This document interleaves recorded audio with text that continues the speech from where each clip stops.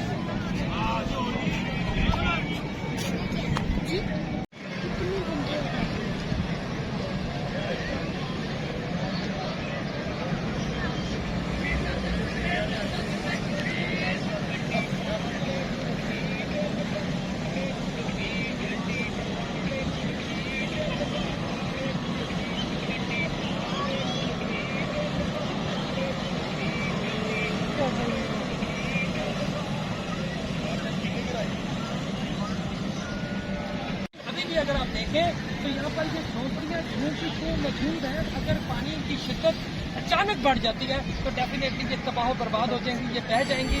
और इसके साथ साथ लोग यहाँ पर मौजूद हैं।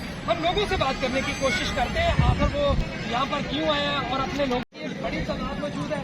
लोग अपने छोटे छोटे बच्चों के साथ यहाँ पर आ रहे हैं, कश्तियों पे बैठ रहे हैं। इस किनारे से कश्ती पे बैठते हैं और दूसरे किनारे पे काबान की बारादरी जो नजर आ रही है वहाँ पर आपको स्क्रीन दिखा सकते हैं। तो वहाँ पर भी लोग अपनी मोटरसाइकिलों समेत कश्तियों में बैठ कर गए, उधर उनकी मोटरसाइकिलें भी नजर आ रही हैं।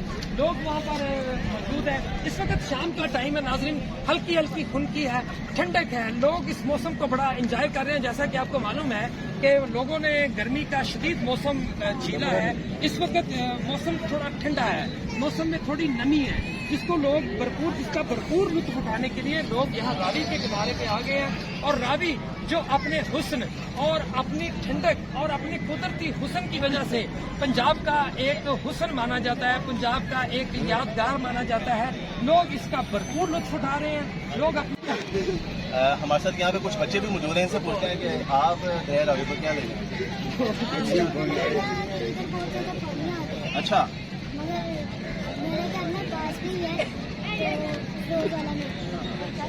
रूटीन मैटर है, इतना ही होता है।